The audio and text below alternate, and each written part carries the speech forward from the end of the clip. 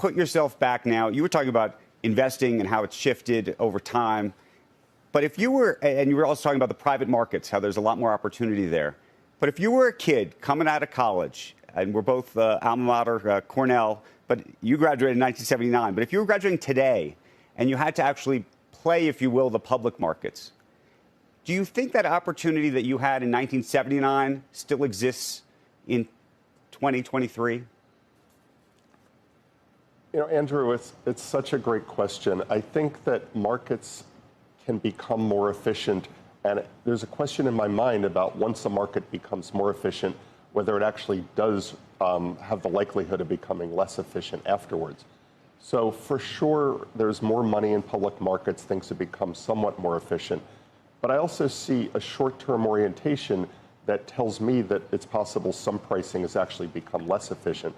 I think when you look at Meta, the stock's been all over the place in a reasonably short period of time, falling to under 100, then rising back up to almost 300, literally months apart, for a large, well-established company that I think everybody can analyze. So I think that there are opportunities.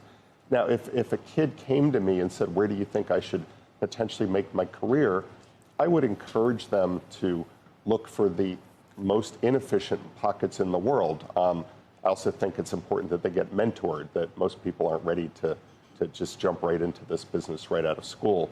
So I do think there are opportunities, but people should ask themselves, what are my interests? What kind of edge might I have? If you're from a different country, maybe you have great contacts in that country. Maybe you know a lot about the business culture in that country.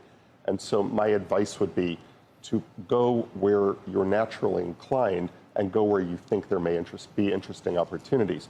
Obviously, a market that's setting all-time highs may not be the best place to focus a career.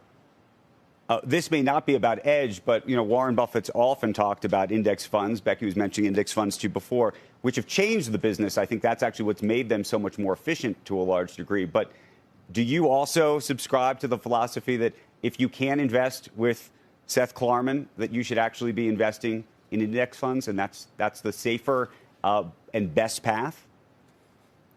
The argument for index funds is that you're going to have low transaction costs near zero, and you're going to have exposure to the market. You're not going to underperform the market, but neither will you outperform the market. I think for the average person out there who isn't terribly sophisticated and is able to take a long-term view, I don't see anything wrong with index funds. But I think one of the critical things about the long-term return from investing is that it depends on the entry price. So if you enter when the market's very expensive at a high valuation, you may be disappointed because you might match the index, but the index may not do very well from there. So the other thing is you don't want to go into index funds, experience a bad market, and then bail out. That's what investors tend to do. Right. They get in at the wrong time and they get out at the wrong time. And so investors who go into index funds should go in with the idea that they're going to stay through thick and thin. And you were talking also with Becky about technology. I wanted to understand how you think about the inflection point with a technology company. There, of course, was a point where Amazon might have seemed like a speculation. Today, in retrospect, you wouldn't think that. You might even look at Tesla that way. There are some people in the public market, in the public right now, who think that Bitcoin and various cryptocurrencies are complete and utter speculation. There are others who say 10 years from now, we're going to look back and say that wasn't one. How do you think about that distinction?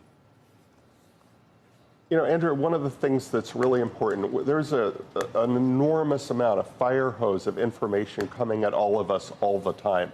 And as an investor, I've learned to try to be focused on things that actually are going to move the needle for me and my portfolio. So I try to focus on bottom-up, individual situations, stocks, bonds, real estate transactions. And I don't spend a lot of time thinking about things where I think the answer is pretty imponderable. So I do spend time thinking about technology, and part of that, at least, is to avoid being on the wrong side, to avoid being in a company that gets disrupted.